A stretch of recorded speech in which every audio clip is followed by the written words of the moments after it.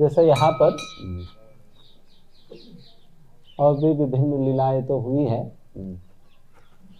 जैसा जिस प्रकार की लीलाएं कुसुम या मानसी गंगा में होती है, उसी प्रकार से नौका विहार की लीला यहाँ पर संपन्न हुई है। एंड उसके विषय में भी कई सारा विवरण और वृत्तांत हमें पढ़ने के लिए शास्त्र में मिलता है, जो कि प्रजमंडल दर्शन पुस्तक में पंडित लोकनाथ स्वामी महाराज जिसका वर्णन करते हैं। लीलाओं के विषय में सच्चा तो कर सकते हैं, बट समस्या है कि हमारे अंदर श्रद्धा ही नहीं है। हम इसको सुन तो लेंगे बट मानेंगे नहीं। जो मानते नहीं उनको सुनाकर क्या फायदा? फिर उनको सुनाकर फायदा है जिनको जो मानते हैं, है ना। अगर कोई बात ही नहीं मानता तो उनको सुनाकर क्या फायदा? तो इसी को कहा जाता है श्रद्धा। श्रद्धा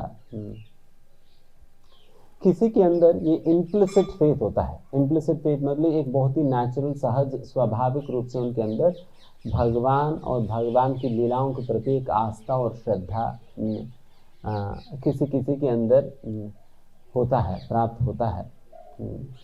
बट आज के समय पर ज़्यादातर लोगों में इस प्रकार की श्रद्धा की बहुत कमी है। इसलिए फिर वैसा समय पर अगर भगवान की लीलाओं को अगर सुनाई भी, अगर वो उनको समझाने का प्रयास भी करे या बताने का प्रयास भी करे, देन उनको ये लीलाएं एक प्रकार की अपहास जैसा लगता है। they tend to make fun of these pastimes। भगवान की इन लीलाओं को एक अपहास या उपहास करने लगते हैं। देन इसलिए फिर वैसा लोग जब इस प्रकार की लीलाओं का श्रवण करके वो और ज्यादा भगवान के अपराध कर बैठते हैं, और ज्यादा भगवान के प्रति अपराध कर बैठते हैं। इसलिए श्रील प्रभुपाद जी ज्यादातर इन लीलाओं के स्थान पर लोगों को सबसे पहला भगवान श्री कृष्ण के तत्व के विषय में समझाया करते थे, ताकि लोगों के अंदर एक बेसिक जो श्रद्धा की जरूरत पड़ता है वो आस्था, श्रद्धा और श्रद्धा उनके अंदर जागृत करने के लिए। जब किसी के अंदर ये संबंध ज्ञान की उदय होता है, देन वैसे वैसे ही उनके अंदर ये श्रद्धा ये बढ़ने लगती है। एंड फिर जब श्रद्धा बढ़ता है, देन फिर वो मानता है कि भगवान करके कोई व्यक्तित्व है, एंड फिर उनके द्वारा इस प्रकार की लीलाएं संपन्न होती है करके वो धीमे धीमे उन पे विश्वास और श्रद्धा और आस्था रखने लगता है, आशा रखने लगता है। बिकॉज वैसा सबसे बड़ी समस्या है कि हम कई सारे चीज़ों पे हम श्रद्धा आस्था रखते हैं, जब भगवान और भगवान के संबंधित लीलाएं और भगवान के संबंधित शास्त्रों की बात आता है, उनके ऊपर श्रद्धा रखने के लिए हम कंजूसी करते हैं। वहां पर श्रद्धा रखने के लिए कंजूसी करते हैं, बाकी हर जगह तो श्रद्धा रख ही रहे हैं ना। बिकॉज श्रद्धा के बिना तो हमारा जीवन तो चल ही नहीं पाएगा। श्रद्धा के बिना जीवन में एक कदम भी आप चल नहीं पाओगे। जैसा आप सभी लोग यहाँ पर बैठे हैं, सभी यहाँ पर बैठे हैं, ये भी एक श्रद्धा का ही तो प्रदर्शन है। कैसे कैसे श्रद्धा का प्रदर्शन होगा? आपने ऑर्गेनाइजर्स पे श्रद्धा रखा है, ये लोग मुझे किडनैप नहीं करने वाले है ना, ऐसा आस्था रखकर ही तो आए हैं। अगर आपको पहले से पता होती है लोग किडनैप करेंगे, आप आएंगे नहीं।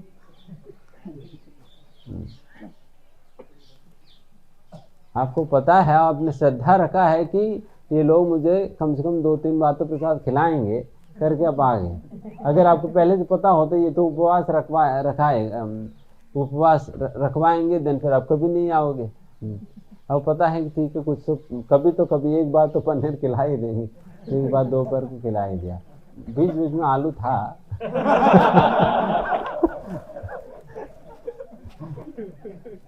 बट फिर भी तो पनीर तो था ही ना, तो प्रसाद भी खिलाया। तो ये भी सारा आस्था श्रद्धा ही है ना। जैसा प्रसाद भी आप लोगों ने खाया है, वो भी एक श्रद्धा का ही क्रिया है, बिकॉज आपके अंदर ये श्रद्धा है किसी ने इसके अंदर कोई पेस्टिसाइड तो नहीं डाला है। अगर इस प्रकार के अनुमान आते आपके अंदर, आप सोएंगे नहीं। मतलब आप कहेंगे प्रोजी गुलाब जामुन दूसरा दो क्या, अब प्रोजी पहले वाला ही नहीं खा पा रहे हैं। क्यों नहीं खा पा रहे प्रोजी? तो अनुमान लग रहे हैं कि इसके अंदर आपने वो वाले दवाई तो डाल तो नहीं दिया। आपने श्रद्धा रखा ना इस बात पे, इस बात पे आपने श्रद्धा रखा कि गुलाब जामुन में कुछ हमने डाला नहीं, तभी आप गुलाब जामुन खा रहे, दोबारा भी मांग मांग कर खा रहे थे, बट दिया नहीं गया आज। कम था।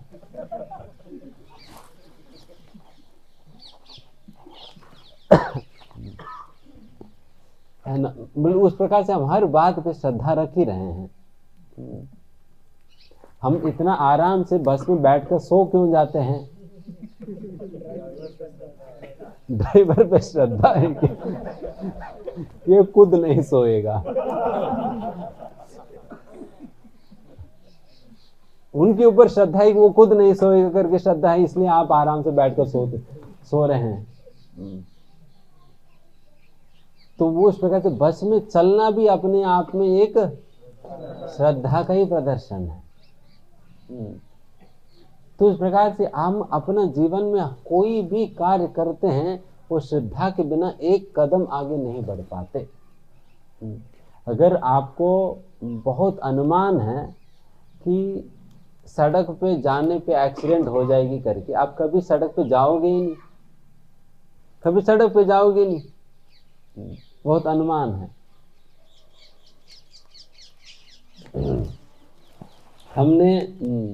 हम कई बार वो नाई की दुकान पे जाते हैं, नाई की दुकान पे जाते हैं, फिर वो ब्लेड निकाल कर हमारा शेविंग करने लगता है।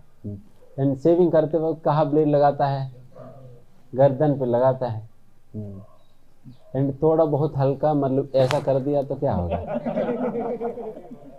हाँ, हरी बोल हो जाएगी तो अच्छी है। अच्छा, बट कुछ और हो जाता है।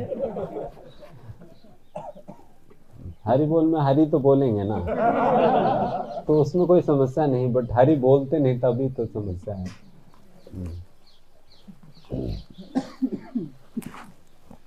तो वहां पर भी हम नाई की दुकान में बैठ जाते, बिल्कुल हमारा हाथ पैर भी वो वैसे रख देते हैं, हम इधर उधर हिल नहीं पाते हैं। अगर हम इधर उधर हिलते तो कह देते अरे हिलो मत करके, खड़ जाएगी, हिलो मत। देन फिर हम बिल्कुल हिले डुले बिना हम बैठ जाते हैं, एंड फिर वो आराम से वो ब्लेड लेकर गर्दन साफ कर रहे होते। हम इतना विश्वास हमने उनके ऊपर रख दिया कि ये कभी मतलब गलती से भी ऐसा नहीं करेगा करके हमने श्रद्धा रख दिया हुआ है उनके ऊपर। अगर सोचो किसी और हमारा शत्रु ने उनको 500 रुपये देकर तो भी ब्लेड ऐसा चला दो, देन फिर क्या होगा ना हमारी। बट हमने कभी ऐसा सोचा ही नहीं, हमने मतलब जाकर समर्पित कर दे, तो भाई साहब तुम्हें जो करना है करो, बट वो दाढ़ी कर दो करके हम तो हमने समर्पित कर दिया। जब नाई के ऊपर भी हम इतना श्रद्धा रख पाते हैं, नाई के ऊपर भी हम श्रद्धा रखते हैं। हम मान लीजिए कोई टिकट काउंटर पे गया, हम टिकट खरीदने गए, वहाँ पर टिकट काउंटर पे मैं टिकट खरीदने गया, तो टिकट खरीदने वाले कहता है कि फिरोज जी 500 रुपये टिकट लगता है यहाँ से आगरा के लिए, 500 रुपये दे देना। आप कहेंगे नहीं फिरोज जी पहले टिकट दो उसके बाद पैसा दूंगा। वो कहते नहीं फिरोज जी आप पहले पैसा दो उसके बाद मैं टिकट दूंगा। अरे ये क्या बात है यार, तो अरे मैं पैसा पहले दे दूंगा, अब बाद में टिकट नहीं देंगे तो?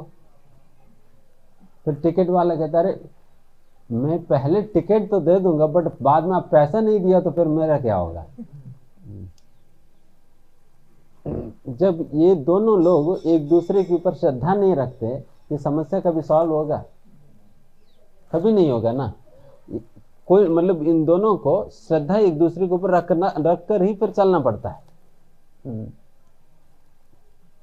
एक दूसरे के ऊपर श्रद्धा रखकर ही चलना पड़ता है। जब ऐसा छोटी सी टिकट खरीदने के लिए भी हमें थोड़ा सा श्रद्धा रखकर ही चलना होता है, तो भगवान के ऊपर श्रद्धा रखने में क्या समस्या है? भगवान के ऊपर श्रद्धा रखने में क्या समस्या है? जब इन सारे बातों पे तो श्रद्धा रख रहे हैं, क्योंकि मतलब जब भगवान को पूजा करने के लिए जब व्यक्ति किसी को कहा जाता है, लोग कहते हैं प्रभु जी हमारा श्रद्धा नहीं है। अरे तुम तो नाई के ऊपर श्रद्धा रख रहे हैं, नाई के ऊपर श्रद्धा रख रहे, टिकट बेचने वाले के ऊपर श्रद्धा रख रहे हो, और गाड़ी चलाने वाले ड्राइवर के ऊपर श्रद्धा रखते हो, सभी लोगों के ऊपर श्रद्धा रखते हो, भगवान को क्यों छोड़ देते हो? भगवान के ऊपर क्यों नहीं रखते श्रद्धा?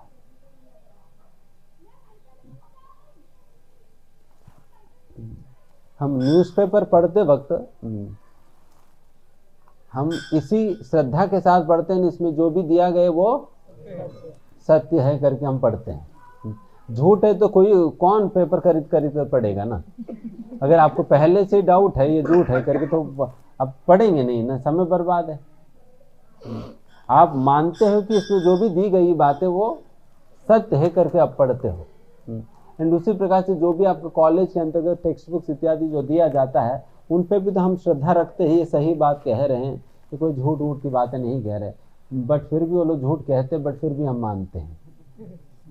जैसा कि पहले डार्विन थ्योरी वगैरह पढ़ाते थे, हम पहले सत्य करके पढ़ लिया और बिल्कुल रट भी लिया हुआ है, रट भी लिया। पहले कहते थे कि वो प्लूटो वूटो प्लैनेट है ऐसा वैसा करके, बट आज पता चल रहा कुछ और बात है करके। कई बातें झूठ निकलते हैं, बट फिर भी हम मान लेते हैं उनकी बातों को। जब एक न्यूज़पेपर में कोई भौतिक कर्मी व्यक्ति जो कि अनेक प्रकार की अवगुणों से भरा हुआ व्यक्ति से लिखा हुआ न्यूज़पेपर को हम मानते हैं, जब अनेक प्रकार की गंदगी से भरा हुआ व्यक्ति इस प्रकार की पुस्तक जब लिखते हैं, उन पुस्तकों को मान लेते हैं, हम क्यों नहीं भगवान के दिया हुआ शास्त्र को नहीं मानते? फिर मेरी बात समझ आ रही सभी को? जब इन सारे चीजों को हम मानते हैं, जब भगवान के द्वारा दिया हुआ वेद शास्त्र पुराण रामायण महाभारत भागवतम भगवद गीता क्यों नहीं मानते हैं? उनको क्यों कहते हैं कि ये अंधविश्वास है, ये झूठा है, ये माइथोलॉजी है, क्यों कहा जाता है? ये बहुत ही पार्शियलिटी हुई ना, एक के ऊपर श्रद्धा रख रहे, एक के ऊपर उसी लॉजिक के अनुसार दूसरे पे श्रद्धा नहीं रख रहे हैं। Rather they are more worthy of faith than these people. क्या किस प्रकार के लोग न्यूज़पेपर में आर्टिकल्स लिखते हैं, आप जरा जाकर देख लेना उनकी चरित्र क्या है।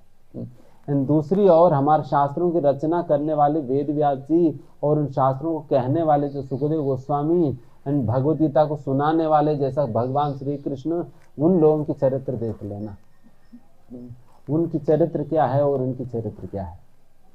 ऐसा चरित्रवान लोगों के द्वारा रचित शास्त्रों के ऊपर लोग श्रद्धा नहीं रख रहे हैं, ऐसा बेवकूफ और मूर्ख और गंदे लोग लिखा हुआ चीजों के ऊपर लोग श्रद्धा रख कर पढ़े जा रहे, रट रहे हैं, एग्जाम देते उसके ऊपर, एग्जाम दे देकर डिग्रियां पाते हैं, बीटेक एमटेक एमएससी एमपी ऐसा करके 30 प्रकार की डिग्रियां प्राप्त कर लेते हैं, ऐसा लोगों के द्वारा लिखा हुआ चीजों के आधार पर। बट जब इस प्रकार के शास्त्र की बात आता है, तब व्यक्ति श्रद्धा रख नहीं पाता। ये कितनी बड़ी मूर्खता है, बिकॉज इस प्रकार की मूर्खता की वजह से, हम इस प्रकार की श्रद्धा नहीं रखने की वजह से ही हम कितना बड़े संपत्ति से हम वंचित हो जा रहे हैं, कितने बड़ा संपत्ति से हम वंचित हो जा रहे हैं। बिकॉज शास्त्रों में ही सही में हमारा व्हाट इज कि हमारी सारा महानता, हमारी जो जिसके विषय में भारत की महानता के विषय में जो कहते हैं, हमारा सारा भारत की महानता उन्हीं शास्त्रों में ही छुपा हुआ है। एंड वैसा शास्त्रों की अध्ययन किए बिना आपको पता के क्या ही चलेगा उसकी महानता के विषय में, एंड आप उसको अपना भी कैसे पाओगे।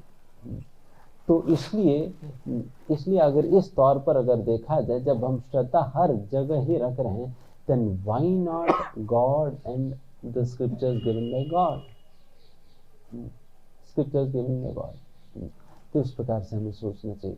देखिए मतलब वैसा तो श्रद्धा में भी दो प्रकार की श्रद्धा होता है, एक तो अंधविश्वास होता है, दूसरा रीजनेबल फेथ होता है। अंधविश्वास में जनरली लोगों की ऐसा मान्यता होता है कि भगवान और शास्त्रों को मानने का मतलब हमें एक प्रकार की अंधविश्वास रखना पड़ता है करके। अंधविश्वास रखना पड़ता है करके क्यों मानते लोग? बिकॉज जिस व्यक्ति के ऊपर आपको विश्वास रखना होता है उस व्यक्ति को किसी ने आज तक देखा ही नहीं, किसी ने आज तक देखा ही नहीं, तो उनको मानना क्या है? जिनको देखा ही नहीं, ठीक है भैया, अगर देखा नहीं तो उनको तो आज तक किसी ने सुना भी नहीं।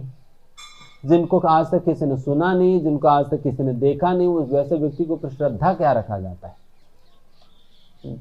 तो फिर वैसे व्यक्ति को मानने का मतलब भी फिर अंधश्रद्धा रखना हुआ ना। फिर सही है गलत है? अरे मैं बोल रहा हूँ व्यासासन से, आप सही नहीं बोल रहे। सही गलत है? लॉजिकली सही है, मतलब एथिकल सोचते हैं। मैं जो भी बोलता हूँ आप सही बोलना चाहिए। आपके प्रति श्रद्धा।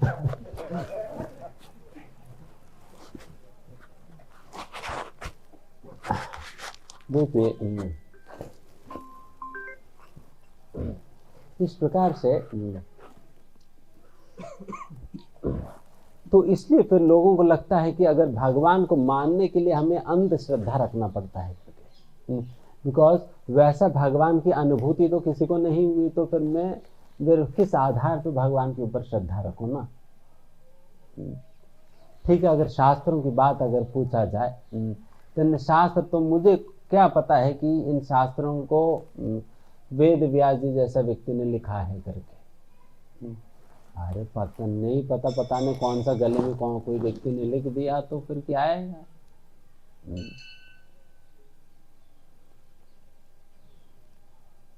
किसने देखा है? किसने देखा है?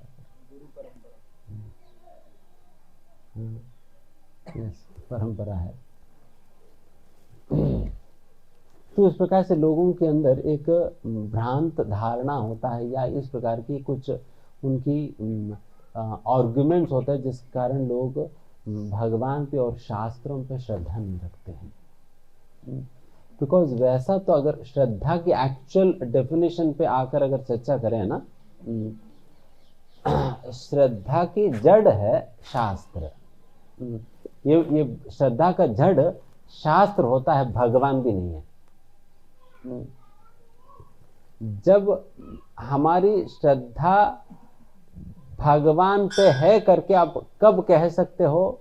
जब आपकी श्रद्धा शास्त्रों पे है। अगर शास्त्रों के बिना अगर कोई सीधा भगवान के ऊपर श्रद्धा रखता है ना, उस श्रद्धा को अंधश्रद्धा कहा जाएगी। समझ में आया? जो शास्त्रों पर श्रद्धा रखे बिना जो व्यक्ति सीधा जाकर भगवान के ऊपर श्रद्धा रख लेता है, वैसा श्रद्धा को अंधश्रद्धा कहा जाएगी। बिकॉज उस श्रद्धा का कोई बेसिस नहीं है, कोई फाउंडेशन नहीं है, कोई आधार नहीं है वो श्रद्धा रखने की। उनकी श्रद्धा तो हवा में ही लटक रहे हैं, हवा में ही लटक रहे हैं, उनकी उसकी श्रद्धा कोई आधार नहीं है। मोस्टली लोगों की जो कहते हैं कि मेरे को भगवान के ऊपर श्रद्धा है करके, उनकी श्रद्धा इस प्रकार से शास्त्र आधारित श्रद्धा नहीं होता। शास्त्र आधारित श्रद्धा नहीं होता है, इसलिए उस प्रकार की श्रद्धा तो वो अंधश्रद्धा होता है। बट हमें उस प्रकार की अंधश्रद्धा रखना नहीं चाहिए, बल्कि हमें श्रद्धा रखनी है which is based upon knowledge और स्क्रिप्चर्स, शास्त्रों के आधार, इसी को शास्त्रीय श्रद्धा कहा जाता है। शास्त्रीय श्रद्धा कहा जाता है बिकॉज ये शास्त्र आधारित है श्रद्धा। ये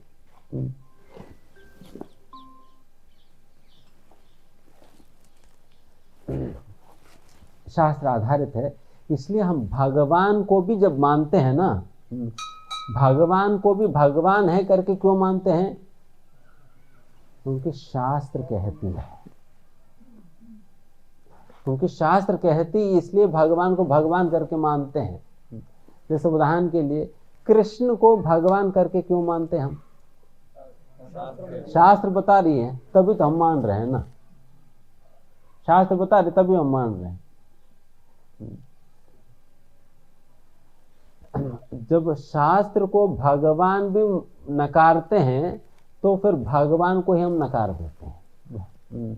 भगवान, हम आपको मतलब ठीक है आप भगवान हो बट फिर भी आपको नहीं मानेंगे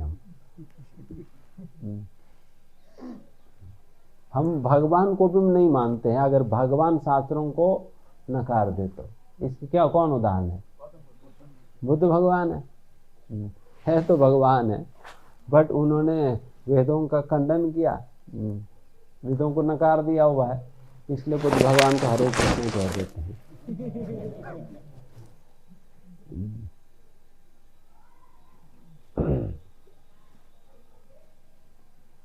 तो मतलब उतना महत्वपूर्ण है शास्त्र।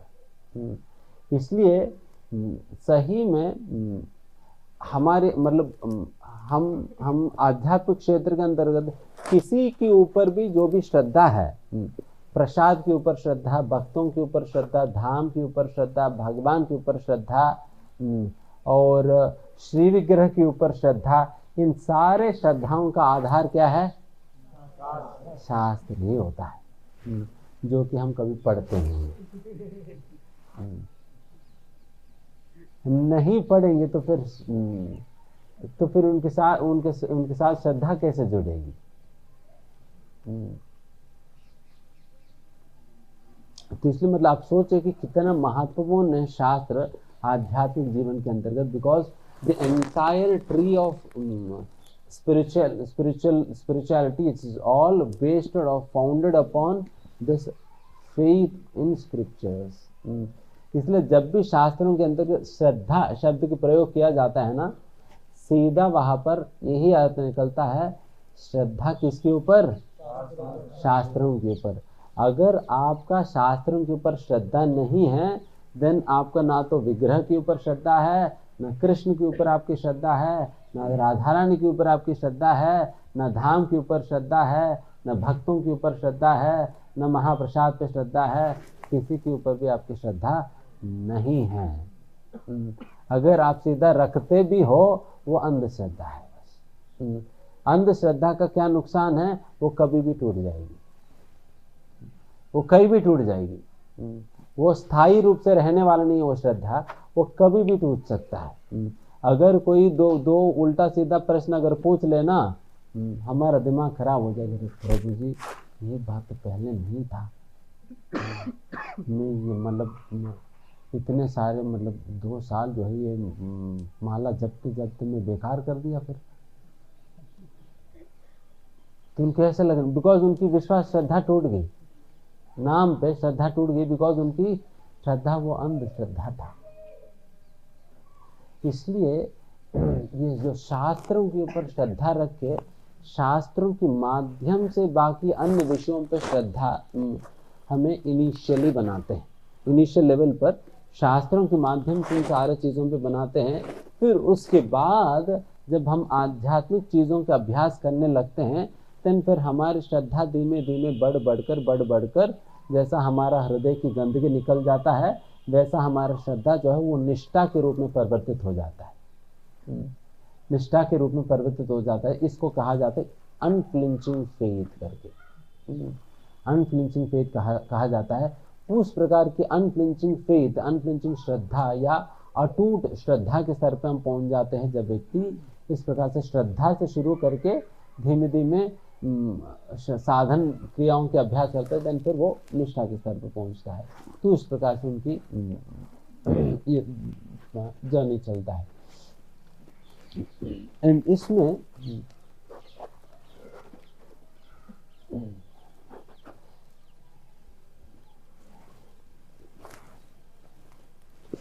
तो अभी आप लोगों से हमारी ये प्रश्न है, ठीक है, अभी हमने सारा चीजों के प्रति श्रद्धा का आधार शास्त्र करके हमने समझाया, उसको आप सभी लोग स्वीकार करते हैं।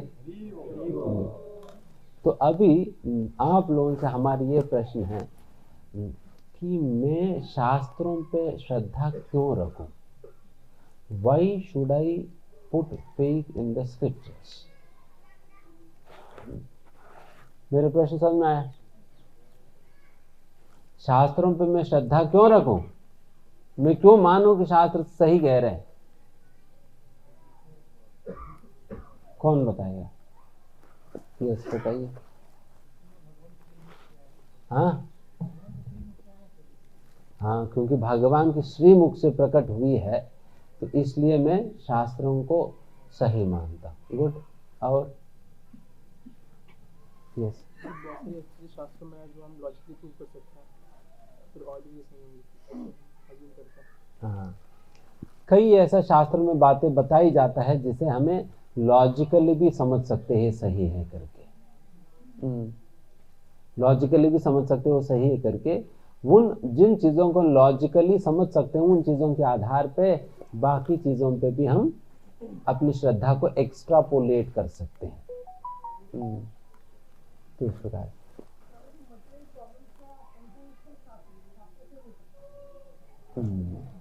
भौतिक समस्याओं का समाधान हमें शास्त्रों से प्राप्त होता है, इसलिए मुझे शास्त्रों पे श्रद्धा रखना है। ठीक है। उसमें कमी होने की चांसेस कम है, मतलब कोई बाहर से बोल रहा है तो फिर हो सकता है गड़बड़ हो, मगर शास्त्र में लिखा है तो मिस्टेक की चांसेस कम है। शास्त्रों में मिस्टेक की चांस कम नहीं, मिस्टेक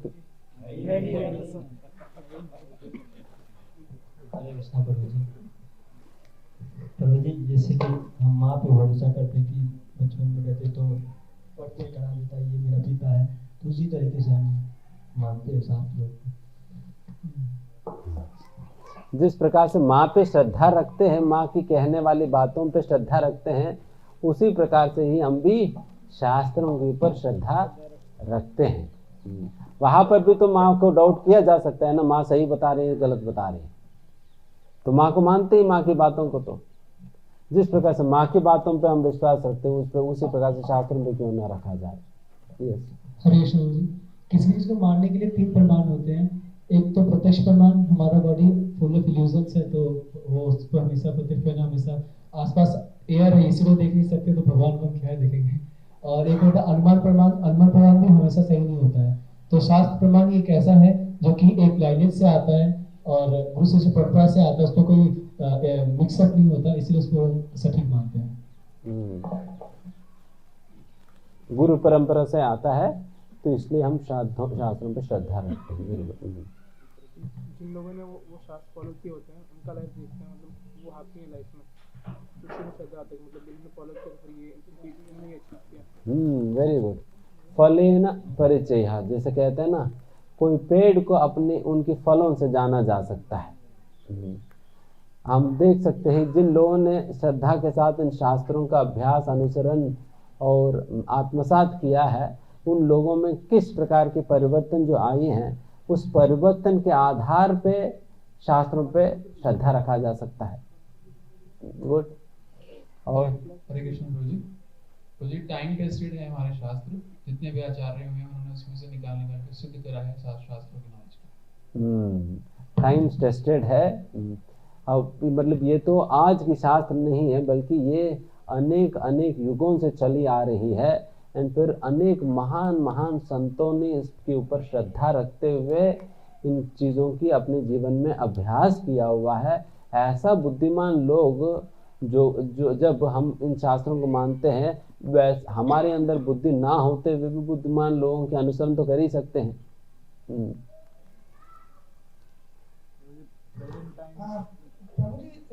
साइंस भी शास्त्रों को मानता है, तो इसलिए भी हमें शास्त्र को बिलीव करना चाहिए। कई एस्पेक्ट्स में साइंस भी शास्त्रों को मानती है, इसलिए हम शास्त्र को मानते हैं। हरे कृष्णा प्रभु जी। प्रभु जी, जिस प्रकार जैसे कि अगर जो इंडिया की भी बात करें, कॉन्स्टिट्यूशन की बुक लिखी गई है तो उसमें बहुत सारे रूल्स एंड रेगुलेशंस हैं जिसको फॉलो करके इंडिया पूरा चलता है कि भाई मतलब बहुत सारे रूल्स लॉज होते हैं। तो उसी प्रकार अगर जो हम मतलब उसमें देखा भी जाता है कि हर साल कुछ ना कुछ अमेंडमेंट होते रहते हैं क्योंकि वो भी परफेक्ट नहीं है। लेकिन हमने देखा है जो हमारे शास्त्र है, ठीक है, उसमें आज तक कोई अमेंडमेंट नहीं हुआ कि आज के टाइम पर ऐसा है तो एक काम करते हैं भगवत गीता में ना ये वाला चेंज कर देते हैं क्योंकि आज के टाइम पे ये चीज़ लागू नहीं हो रहा। तो मैंने तो कभी सुना नहीं और ऐसा होगा भी नहीं आगे। तो वो चीज़ बिल्कुल बहुत फेथ डेवलप होती है हमें कि भाई आज तक कोई अमेंडमेंट नहीं हुआ और ना ही कभी आगे भी होगा। Very good. 5000 साल पहले भगवत गीता में कितने श्लोक आए थी? 700 लिखा है। आज 5000 साल के बाद इतने ही रहेंगे, उसमें कभी अमेंडमेंट घटना ऐड करना नहीं होगा। क्योंकि आप कुछ बता रहे थे। हरीश प्रभु जी। उस चीज को हम ऑलरेडी मतलब शास्त्र पहले से प्रेडिक्ट कर चुके हैं। जो भी लोग उसको फॉलो करते हैं, हम देखते हैं कि शास्त्र जैसे बताते हैं वो लोग उस चीज को एक्सपीरियंस कर पाते हैं जो भी शास्त्र को फॉलो करते हैं। Very good. तो शास्त्रों में ऑलरेडी भविष्यवाणी की गई हैं जो कि रियली वो होते हुए हमने देखा है। हमने देखा है, हिस्ट्री बताती है किस प्रकार से शास्त्र में बताई गई भविष्यवाणियाँ वो सच निकली है। हमारी हिस्ट्री बताती है, जैसा अशोक, चंद्रगुप्त, चाणक्य पंडित, मोहम्मद, इन सभी लोगों की भविष्यवाणी हमारे शास्त्र में पहले से ही की गई है। चैतन्य महाप्रभु के विषय में, श्रील प्रभुपाद जी के विषय में हमारे शास्त्र में पहले से बताई गई है कि जब ये सारे भविष्यवाणियाँ जब सफल हो रहे हैं तो उसके आधार पे हमारा शास्त्रों पे श्रद्धा रखा जा सकता है। हाँ हरीश प्रभु जी। प्रभु जी, शास्त्र विश्वास इसलिए करना चाहिए हमें क्योंकि हम गीताएं पढ़ते हैं, शास्त्र पढ़ते हैं, तो ये जो हमारा बॉडी का मैकेनिज्म कैसे कार्य करता है पृथ्वी पर, संसार में हमें मालूम चलता है। और हम फोटोग्राफी कैसे कार्य करते हैं और तमोगुण कैसे कार्य करते हैं, पूरी चीज समझ में आते हैं हमें। शास्त्र में इस प्रकृति के संबंधित विज्ञान के बारे में बताया जाता है, science of the working of the energies of the lord. Hare Krishna Prabhu ji. शास्त्रों में हम देखते हैं जैसे महाभारत में एम्ब्रियोलॉजी वगैरह बताया, जो साइंस अभी डिस्कवर करते हैं हमारे ऋषि मुनि उनको पहले ही बता चुके हैं। और बहुत सारे थेरेपी होते हैं आयुर्वेदिक के अंदर भी हम देखते हैं कि उन्होंने इलाज नहीं रखे हैं जो अभी भी टाइम टेस्टेड है और सही अप्रूव हुए हैं। तो इसलिए शास्त्र पर फेथ होना बहुत होता है। Very good. एम्ब्रियोलॉजी इत्यादि के समय, एम्ब्रियोलॉजी एंड कॉस्मोलॉजी के विषय में भी शास्त्रों में चर्चा किया जाता है, जो कि शास्त्रों में कि सारे एंडोस्कोपी टेलीस्कोपी आने के पहले ये सारा लिखी गई है। एंडोस्कोपी टेलीस्कोपी तो आज की काम है, तो पहले तो क्या ही था, पेट में क्या है पता लगाने। पहले कौन सा टेलीस्कोप था, इस ब्रह्मांड में क्या है पता लगवाने। बट फिर भी शास्त्र में पहले से ही दी गई सारी बातें। Very good. हरे कृष्ण प्रभु जी। शास्त्रार्थ हर टाइम पीरियड में हर सिचुएशन के लिए सेम तरीके से लागू होती है, जो टाइमलेस विजडम है। हाँ, सनातन शास्त्र है जिसके ऊपर जिनकी बातों पर किसी भी प्रकार की समय की असर नहीं है, टाइमलेस विजडम है। 5000 साल पहले भी भगवत गीता रेलेवेंट है और आज भी रेलेवेंट है, एंड हमेशा के लिए भगवत गीता की शब्द रेलेवेंट ही रहेगा। हरे कृष्ण प्रभु जी। शास्त्र में हर एक सेक्ट को आंसर किया गया, बी मटेरियल साइंस और spiritual science as well as health. So आज के अगर युग में बात करें तो मंदिर का निर्माण है इसलिए ताकि मन को तृप्त किया जा सके, मन को सही करे। एंड मन की जितनी भी प्रॉब्लम्स होती है उसको इंसान जितना भी फिगर आउट करने की कोशिश करे थ्रू साइकेट्री एंड साइकोलॉजी, तो एक एक्सटेंट तक ही वो सही हो पाता है, ट्रीट हो पाता है। बट जब हम शास्त्र पढ़ते हैं तो हमें वास्तविक में पता चलता है कि हम अपने मन को कैसे सही कर सकते हैं, सही राह पर ला सकते हैं एंड सेटिस्फाइड रह सकते हैं। एंड वास्तविक में हम कौन है, हमारा पहचान क्या है, वो हमें फिगर आउट करने की जरूरत नहीं पड़ती है। शास्त्र पढ़ते ही बिल्कुल आईने की तरह हमें शास्त्र दिखा देता है कि हम वास्तविक में कौन है। तो इससे we can have more faith on our shastra और शास्त्र। Very good. तो शास्त्र 4 दोषों से परे हाँ, परे वाले शब्द परे हो गया।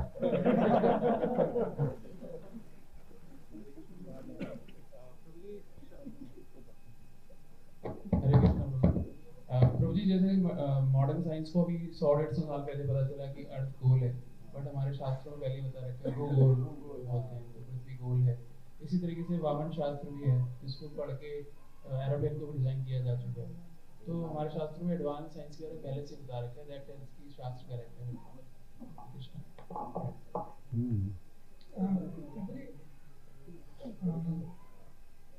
हर चीज़ के पीछे एक क्रिएटर है।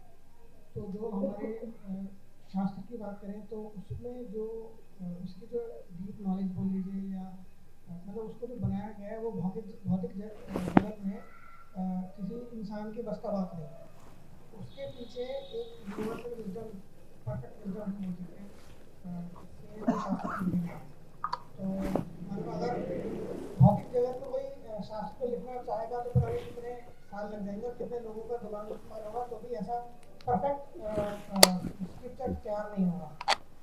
बट जो हमारे शास्त्र हैं वो उसमें पता चलता है कि शास्त्र को जो बनाया गया है वो एक ऐसी विजडम में बनाया गया है जिसमें कोई इम्परफेक्शन है ही नहीं, कोई फ्लॉ है ही नहीं। इसलिए भी हमें शास्त्र पे बिलीव करना चाहिए। ओके, बहुत ही उत्साह के साथ आप सभी लोगों ने इतने सारे रीजंस दिया। आप लोगों को कुछ और समझाने की जरूरत ही नहीं है। सभी सही शास्त्रज्ञ हैं।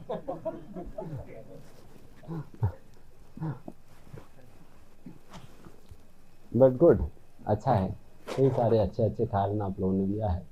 पता नहीं किसी ने उसको पूरा नोट डाउन किया या फॉर्मुलेट किया, पता नहीं, बट अच्छा है। ये सारा अगर हम बनाकर सभी लोग सर्कुलेट करें ना, हम why to put faith in scriptures करके ये 20-25 पॉइंट्स हम दे लोगों को, और फिर लोग ये पढ़ कर बारम्बार सोचे, मनन करें, because it is not simply by hearing once that will be able to understand or assimilate them. We'll have to contemplate on, these are all triggers. In triggers के पे हम जब हम कंटेम्पलेट करेंगे देन फिर उसकी वजह से फिर हमारा अपना लॉजिक और रीजनिंग इत्यादि हमें मिलने लगेगी, इसकी वजह से देन फिर आपकी श्रद्धा और स्ट्रेंथन होगा, है ना।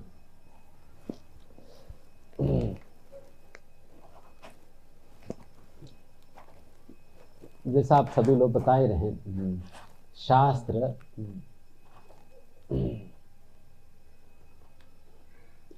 जैसे शास्त्र की उत्पत्ति या प्राकट्य कैसे ही होता है करके हमारे शास्त्रों में इसका वर्णन आता है, जहाँ पर बताया जाता है ये सारे वेद और उपनिषद और पुराण भी, ये सब कुछ ही भगवान का निश्वास से प्रकट हुई है।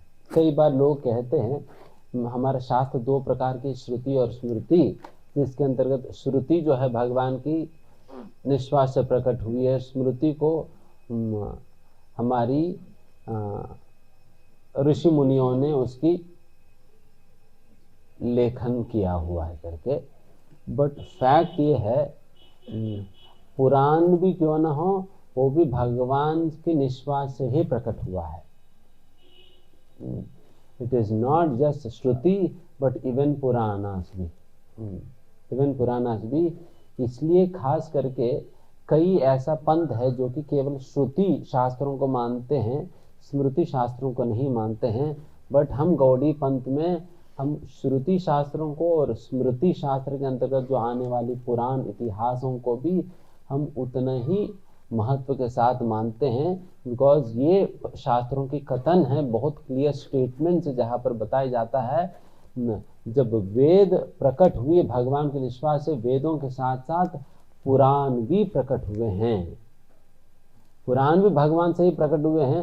हालांकि बाद में जिस प्रकार से वेद व्यास जी ने सारा वेदों को लिखित पूर्वक प्रस्तुत किया है, उसी प्रकार से ही इन्हीं पुराणों को, जो पुराण भगवान के निश्वास से प्रकट हुई हैं, उन्हीं पुराणों को आगे जाकर वेद व्यास जी ने इसको लिखित पूर्वक प्रस्तुत किया है। तो इसलिए हम श्रुति और स्मृति दोनों को ही महत्व देकर दोनों को ही हम मानते हैं। देखिए, मैं अभी देख रहा था, मेनी ऑफ द आर्ग्यूमेंट्स जो कि कई लोग दे रहे थे, एक छोटी सी बात मैं कहता हूँ। आप लोग इस किस डायरेक्शन में सोच रहे हैं, रादर हमें किस डायरेक्शन में सोचना चाहिए मैं बताता हूँ, ध्यान से सुनना। अभी हम we are trying to look at scriptures through science. विज्ञान की चश्मे पहनकर हम शास्त्रों को देख रहे हैं। एक्चुअली उल्टा करना चाहिए। शास्त्रों की चश्मा पहनकर विज्ञान को नापना चाहिए। यही तो होनी चाहिए ना, तब जाकर कह सकते हैं कि हमारे शास्त्रों पर श्रद्धा है। हमारी अभी ऐसा है कि प्रभु जी, मतलब ये भी विज्ञान में इस प्रकार से कहा जाता है, यही बात शास्त्र में दी गई प्रभु जी, इसलिए मैं शास्त्र मानता हूँ। That means your original faith is in science and that faith is being reflected in Shastras. तो ये तो रिफ्लेक्शन ऑफ फेथ हुआ, ओरिजिनल फेथ नहीं हुआ। ओरिजिनल फेथ किस पे होनी चाहिए? शास्त्रों पे होनी चाहिए। हम तो उल्टा किताब पढ़ रहे हैं, उल्टा हिसाब है। तो हमारी श्रद्धा असलियत में होनी चाहिए शास्त्रों पे, शास्त्रों की नजर से साइंस को देखना चाहिए। यस, साइंस ये बात कहती है, एंड शास्त्रों में शास्त्रों में ये बात कहा गई, इसलिए साइंस ये इस बात में सही है। तो साइंस को ऐसा नापना होगा, शास्त्रों के आधार पर साइंस को नापना होता है। अगर कोई बात साइंस की कहने वाली बात शास्त्रों से नहीं मिलता है, तो फिर क्या कहेंगे फिर? देन साइंस अभी डेवलप हो रहे हैं बेटा, मतलब अभी छोटे हो बड़े बनो, देखा जाएगी। अगर उल्टा श्रद्धा आप रखेंगे ना, अगर शास्त्र को साइंस के थ्रू देखेंगे, देन फिर क्या होगा? अगर कोई स्टेटमेंट आपको ऐसा शास्त्र में आता जो मिलता नहीं साइंस से, देन क्या होगा? तुम्हारी श्रद्धा की कहानी वो तो गबड़ा जाएगी ना, हिल जाएगी।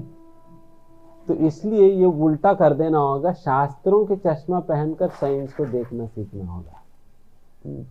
शास्त्रों के चश्मा पहनकर दुनिया को देखना सीखना होगा। इसको ही भगवान गीता में कहते हैं ज्ञान चक्षुषः, एंड उसी को ये भी कहते हैं शास्त्र चक्षुषः कहते हैं। ज्ञान चक्षुषः कहते हैं। इस प्रकार की शास्त्रों की चक्षु पहनकर, ज्ञान की चश्मा पहनकर हमें इस दुनिया को देखना सीखना होगा। Then we can say that we have developed that implicit faith in शास्त्र में हमने उस प्रकार की श्रद्धा डेवलप की, because we are now able to see everything through the eyes of scriptures. ऐसा हमें सोचना होता है।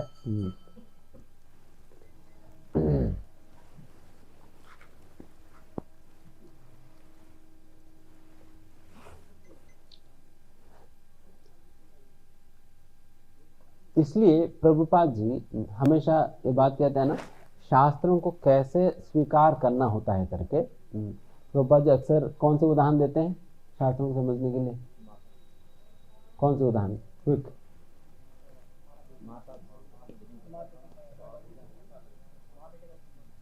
शास्त्रों की बातों को किस प्रकार से हमें स्वीकार कर लेना चाहिए?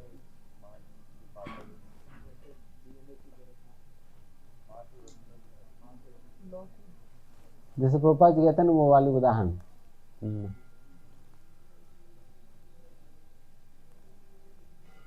स्टूल,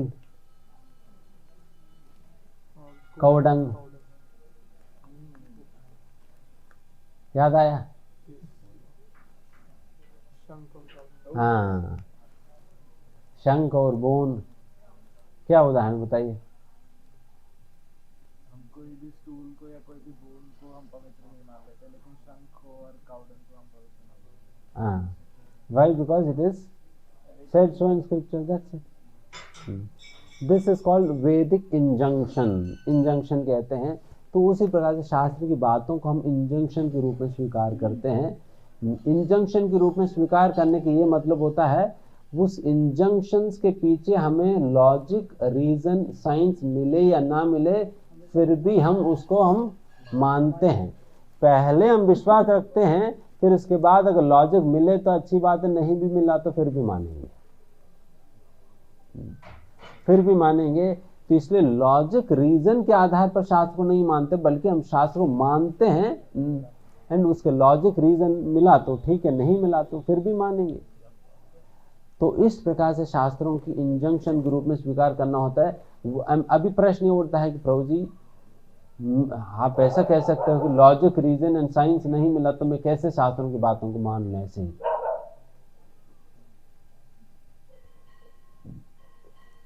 समझ में आया प्रश्न?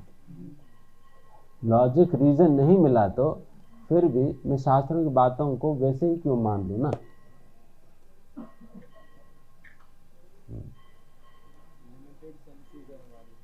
गुड।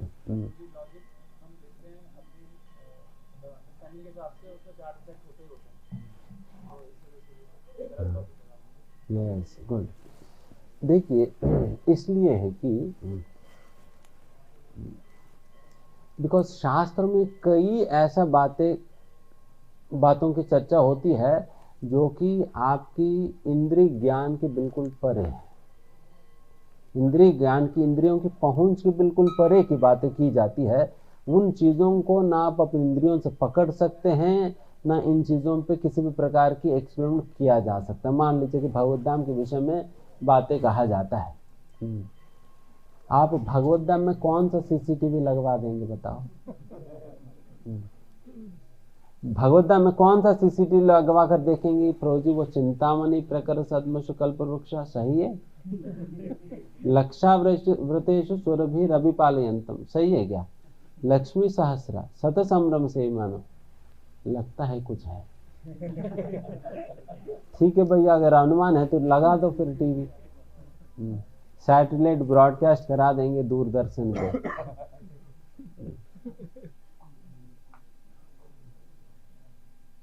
है ना? I mean, you cannot, there is no way that you can actually experimentally verify these facts. जिन चीज़ों का आप एक्सपेरिमेंटली, लॉजिकली वेरीफाई ही नहीं कर सकते हो, वेरीफाई कर सकते हो, उन चीज़ों को आपके पास ऑप्शन ही नहीं है कि मानने के अलावा, बिकॉज और कोई वैज्ञानिक तो इसी ब्रह्मांड के विषय में दो बातें नहीं कह पाता सही से। अगर लोगों को, अगर साइंटिस्ट को खड़ा करके पूछा जाए कि भाई साहब आप लोग इतना ब्रह्मांड के विषय में रिसर्च किया, उसकी नपाई तो बता दो, नहीं, I mean we are still researching into it and next 100 years we'll be able to make out what is the extent of the universe. इनको हमारे ब्रह्मांड की नपाई नहीं पता चल पाई, ब्रह्मांड के अंदर है क्या इनको कब पता चलेगा? उनको एक ही ब्रह्मांड में क्या है पता नहीं चल पा रहे हैं। अनंत कोटि ब्रह्मांडों के परे जो विरजा है, उस विरजा के परे जो ब्रह्म ज्योति है, ब्रह्म ज्योति के परे अनंत कोटि वैकुंठ लोक, अनंत कोटि वैकुंठ लोकों की परे ये जो गोलोक वृंदावन में क्या चल रही, इस मूर्खों को कहाँ पता चलने वाली है? कहाँ पता चलने वाली है? तो इसलिए ही हर बात को आप इस प्रकार से so called logic, science and reasoning के आधार पर आप शास्त्रों की बातों को वेरीफाई नहीं कर सकते हो। इसलिए हमें शास्त्रों में कही गई बातों को हमें विश्वास रखना ही होता है। वही बिकॉज ये बातें वैसा लोगों से कही नहीं जा रहे जो धोखाबाजी लोग हैं। अगर कोई दारू पी रखा हुआ है, उनसे आप कोई बात पूछने तो नहीं जाओगे ना। कोई दारू पीने वाले से पूछ लेना, प्रभु जी वो ना वहाँ की एड्रेस बता दो, वो आप कोई भी एड्रेस पूछो, वो दारू का दुकान का ही एड्रेस बताएगा। बिकॉज उनको वही पता है, उनको वही पता है, वही बताएगा। तो ऐसा निकृष्ट लोगों से हम नहीं पूछते हैं। बट शास्त्रों को ये जो रचना करने वाले लोग जो है, they are not those people who deceive people, rather they are completely pure at heart, pure at behavior, higher in principles। वैसा लोगों से इन शास्त्रों की राइटिंग फॉर्म में प्रेजेंट की गई है। Because they are such high in character, calibre में ऐसा हाइट है, तो इसलिए फिर उन लोगों की बातों पे हम विश्वास रखते हैं। बिकॉज ये कभी झूठ भूल ही नहीं सकते, ये कभी झूठ भूल नहीं सकते हैं, तो इसलिए हम उनकी बातों पर विश्वास रखते हैं। उनकी बातों के माध्यम से ये भगवत धाम के विषय में, अन्य चीज़ों के विषय में हम श्रद्धा रखने लगते हैं। तो इसलिए ये सारे बातें बहुत ज़रूरी है। जब आप इन बातों को अच्छे से समझेंगे, देन फिर हम आपको लीलाएं सुनाएंगे, ठीक है। तब वापस आना देन हम आपको वो जो राधा कृष्ण की वो नाव वाला लीला सुनाएंगे बिठाकर, ठीक है।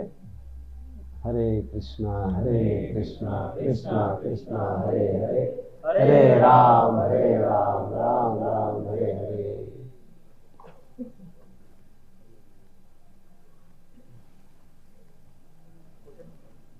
हाँ, क्वेश्चंस कुछ है तो पूछ सकते हैं। अगर किसी डिवोटी का कोई प्रश्न है, क्वेश्चन है तो पूछ सकते हैं।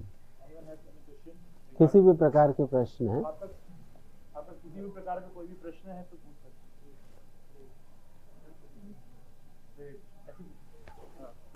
लास्ट लेक्चर में ये बंद कर दिए। वो बंद हो गया। हरी हरी।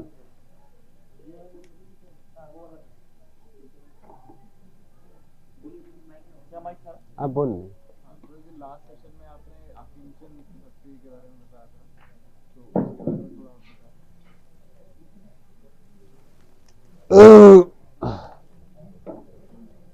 हरे कृष्णा। सभी डिवोटीज बैठे रहिए। हरी हरी। हाँ, अकिंचन के विषय में पूछ रहे हैं। किंचन मतलब कुछ होना।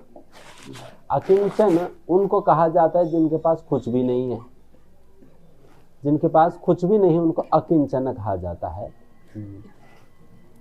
तो अकिंचन मतलब वैसा लोगों के लिए अकिंचन शब्द की प्रयोग किया जाता है जिसने केवल और केवल भगवान श्री कृष्ण को ही अपना जीवन की एकमात्र संपत्ति मानता है, और भगवान कृष्ण के अलावा मेरा और कुछ इस दुनिया में नहीं है करके जो विश्वास रखता है, उनको अकिंचन कहा जाता है। उनका अकिंचन कहा जाता है बिकॉज उनका एकमात्र संपत्ति है कृष्ण। इसलिए भगवान कृष्ण को कुंती महारानी कहते हैं नमो अकिंचन वेत्ताया। आप वेत्ताय मतलब संपत्ति है, किनकी संपत्ति हो? अकिंचन लोगों की संपत्ति हो, जो मानते हैं कि मेरा इस दुनिया में और कुछ नहीं है, फिर वैसा लोगों की संपत्ति बनकर आप रहते हो करके फिर भगवान कृष्ण को ऐसा कहा जाता है, ठीक है।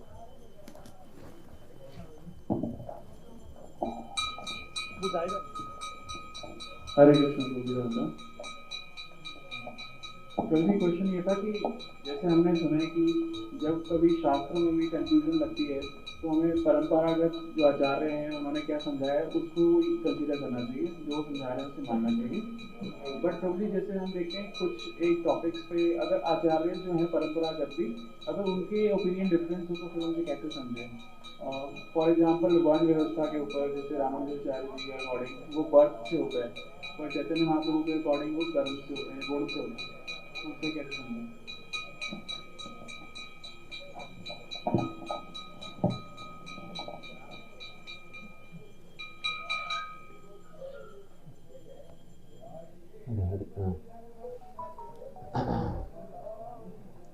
देखिए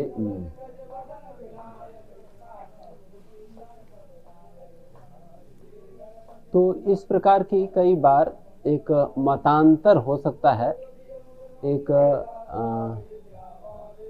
कुछ सुपरफिशियल प्रिंसिपल्स में। जो बेसिक कोर प्रिंसिपल्स है उनमें तो अंतर नहीं होगी, उनमें तो अंतर नहीं होगी। बट ये जो कुछ ऐसा सुपरफिशियल प्रिंसिपल्स में कई बार इस प्रकार की मतांतर हम देख सकते हैं। बट देन फिर हमें क्या करनी चाहिए, हमें जिस सांप्रदाय की हम अनुसरण कर रहे हैं उस सांप्रदाय की निष्कर्ष को हमें अनुसरण करनी चाहिए। ठीक है। हरे कृष्ण प्रभु जी, राधा रानी और बलराम जी में सबसे बड़ा सेवक किसे हमें मानना चाहिए? हाँ, राधा रानी और बलराम जी में सबसे बड़ा सेवक भगवान का किसको मानना चाहिए? हर भगवान।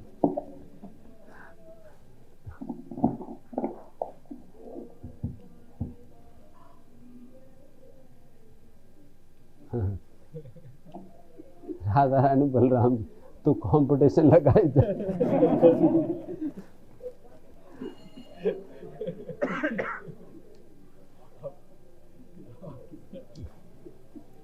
देखिए,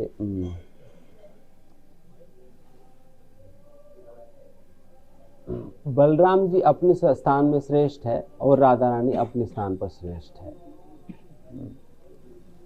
राधा रानी अपने स्थान पर श्रेष्ठ है।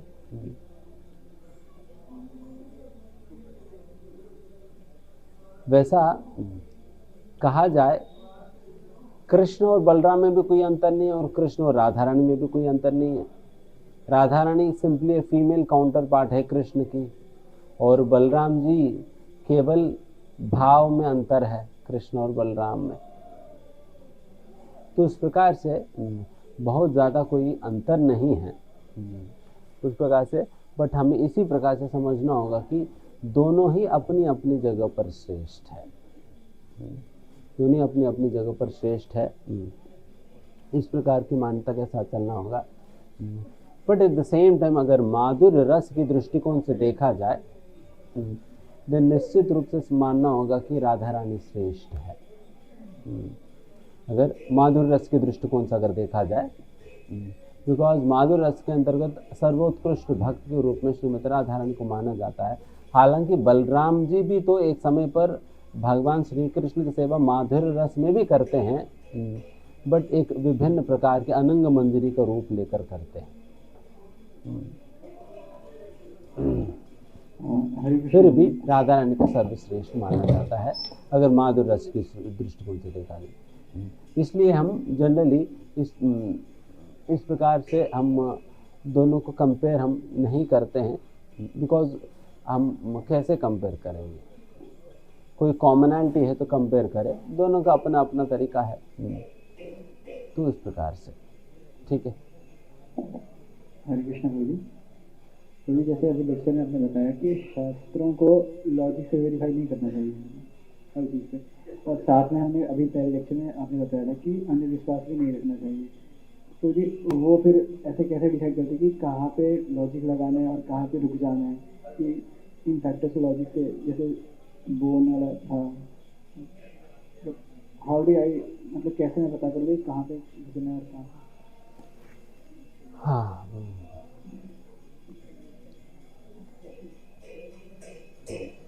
देखिए,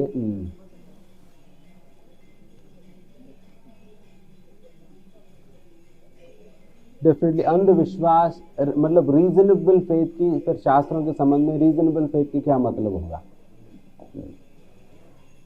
रीजनेबल फेथ की मतलब ये होगा कि देखिए, जैसे बताए जा रहे हैं ना कि शास्त्रों में कही गई अनेक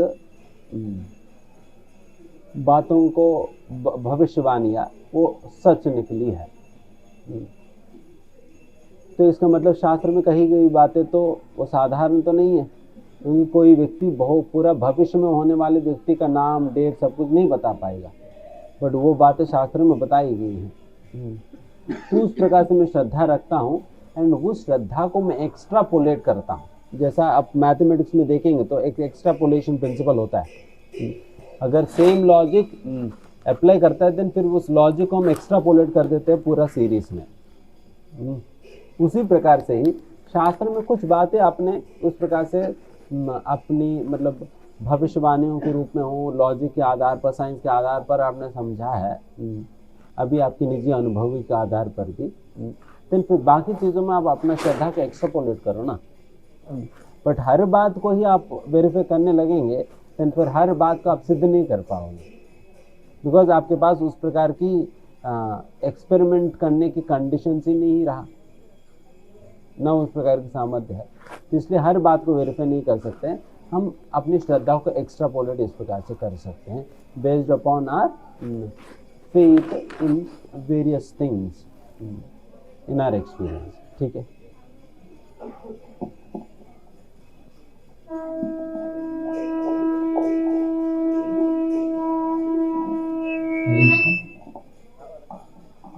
प्रभु जी, मेरा प्रश्न है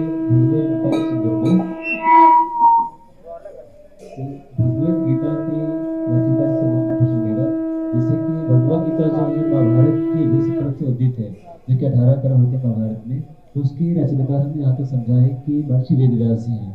तो फिर इसमें गणेश जी का जिक्र आता है कि गणेश जी ने भगवत गीता को लिखी थी, तो इसके पीछे की क्या मतलब स्टोरी है, कैसे? गणेश जी केवल भगवत गीता नहीं, पूरा महाभारत लिखे थे, क्योंकि वेदव्यास जी ने गणेश जी से एग्रीमेंट किया, देखिए मतलब गणेश जी मतलब आप लिखिए, मैं डिक्टेट करूँगा, बट गणेश जी ने कंडीशन रखा कि देखिए मैं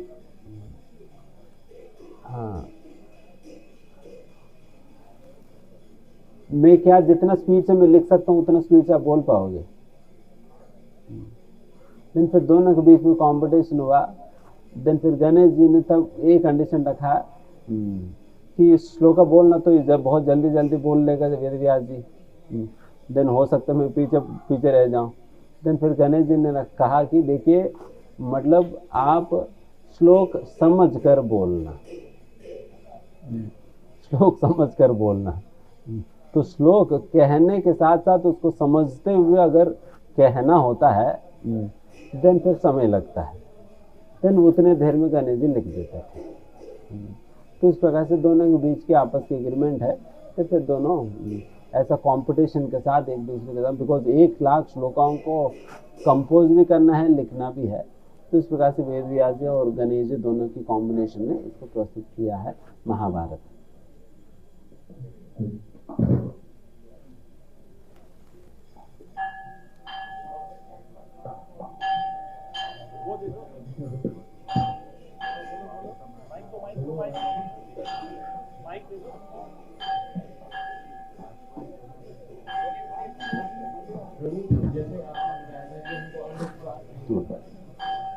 तो आपने जैसे बताया था कि हमको शास्त्रों के अकॉर्डिंग विश्वास करना है, तो लोगों जैसे आज हमारे मतलब श्रीराम वृंदावन में सुनते हैं कि पहले से आज भी लीला ठाकुर जी करते हैं रास लीला, तो शास्त्रों के अकॉर्डिंग उसका मतलब क्या ऐसा होता है? आप दिव्यांश प्रभु उनको माइक दे दो, वो वाला माइक तो आसानी होगी उनको पूछने में, उनको दे दो।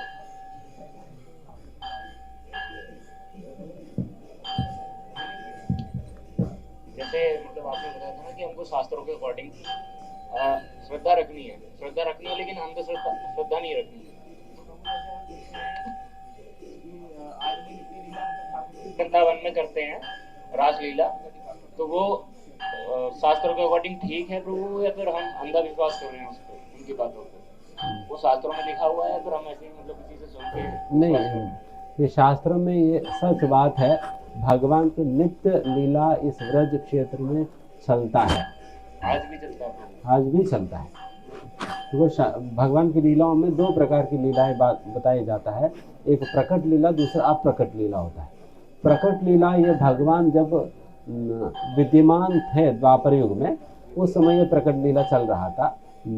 जब भगवान उस लीला के दौरान अप्रकट होने के उपरांत से भगवान की अप्रकट लीलाएं चलती है, अप्रकट लीलाएं चलती है। चैतन्य चरितामृत में इसकी पूरा प्रमाण है। इसका पूरा प्रमाण है चैतन्य चरितामृत में, जहाँ पर बताया जाता है जो कि बहुत ही विशुद्ध भक्त है उनको आज भी ब्रज क्षेत्र में चलते चलते उनको भगवान की लीलाओं का दर्शन होता है। बिल्कुल सच बात है, बट हम नकल नहीं कर सकते उनकी। जो दिखाई नहीं दे रहा है प्रभु जी वहाँ वहाँ कृष्ण जा रहे हैं, हम उनकी नकल नहीं कर सकते।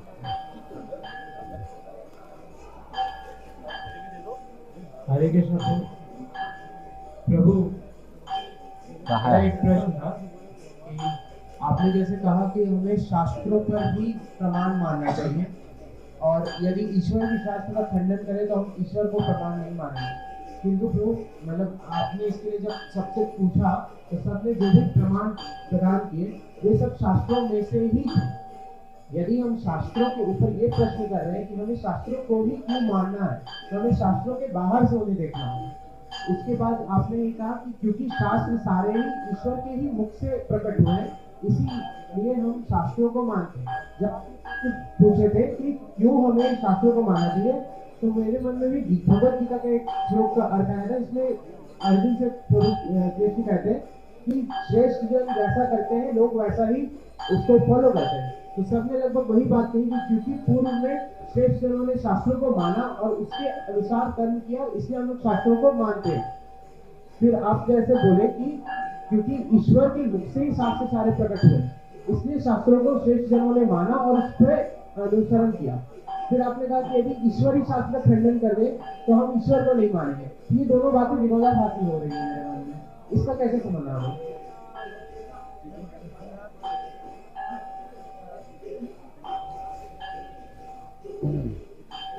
क्योंकि जब भगवान भी, इसलिए भगवान भी जो भी कहेंगे करेंगे वो शास्त्र प्रमाणित होनी चाहिए। बिकॉज अगर अन्यथा अगर भगवान शास्त्र के विरुद्ध बात करेंगे, शास्त्र के विरुद्ध कार्य करेंगे, तो इसका मतलब भगवान खुद ही अपनी बातों का खंडन कर रहे। फिर दिन ये भी एक दूसरे प्रकार की विरोधास्पद बात हो जाएगी। इसलिए अगर हमें समाधान करना है, देन फिर यही निष्कर्ष निकलता है कि अगर भगवान स्वयं भी आकर शास्त्रों का खंडन करे, देन भगवान को हम हाथ जोड़ देंगे। जिस प्रकार से बुद्ध भगवान के विषय में आगे हमारा सारा वैष्णव आचार्यों ने किया हुआ है। हालांकि उनको भगवान की शक्त्यावेश अवतार के रूप में, मतलब उनके अवतार के रूप में माना तो जाता है, बट फिर भी उनकी शिक्षाओं को तो स्वीकार नहीं किया जाता है, बिकॉज वो वैदिक शास्त्रों के अनुसरण नहीं है उनकी। बिकॉज वैदिक शास्त्रों का अनुसरण नहीं होने पर भगवान खुद ही अपने पहले की बातों का खंडन कर रहे थे, इसलिए वो भी विरोध हो जाता है।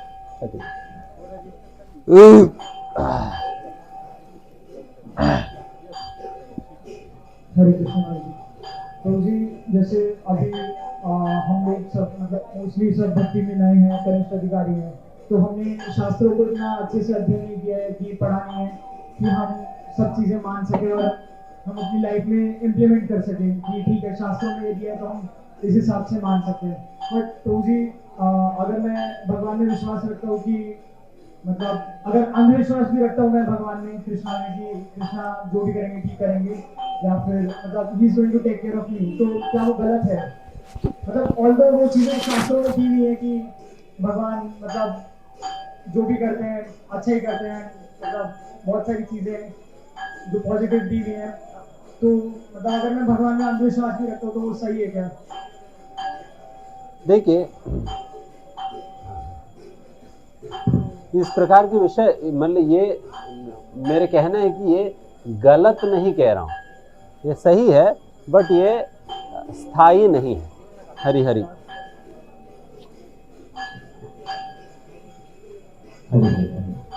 तो इस प्रकार से भगवान को सीधा मानना ये गलत नहीं कह रहा हूँ। मेरी कहना है कि वो परमानेंट नहीं होता है, वो परमानेंट नहीं होता है, वो लॉन्ग स्टैंडिंग नहीं होता। उस प्रकार की श्रद्धा वो कभी भी टूट जाएगी। इसलिए अगर वो उसको उस श्रद्धा को एक्चुअली परमानेंट में कन्वर्ट करना है, देन ब्लाइंड फेथ से शास्त्रीय श्रद्धा में आना होगा। ब्लाइंड फेथ से शास्त्रीय श्रद्धा में, देन फिर ये हमारा परमानेंट होगा, देन वो कभी टूटेगा नहीं वो ब्रिज। ब्लाइंड फेथ मतलब ब्लाइंड फेथ और निष्ठा में क्या फर्क होगा फिर? मतलब अगर हमें निष्ठावान बनना है कि हमारा फेथ जो है वो अनशेकेबल रहे भगवान में हमेशा, तो इनिशियली जैसे मैंने कहा ना, इनिशियली श्रद्धा बनेगा शास्त्रों के आधार पे, देन फिर वो धीमे धीमे हमारा हृदय जैसा जैसा साफ होगा वो निष्ठा के रूप में परिवर्तित होगी। देन फिर निष्ठा मतलब अनफ्लिंचिंग फेथ होगा, बिल्कुल स्टडी फेथ होगा। ये कब हो रहे? वो शास्त्रीय श्रद्धा ही जो है वो हमारा हृदय साफ होने पर, हृदय की गंदगी निकल जाने पर वो निष्ठा के रूप में परिवर्तित हो रहे। तो उसके लिए जो बीच का जो चीज़ है अनर्थ निवृत्ति, ये होना होगा। ठीक है।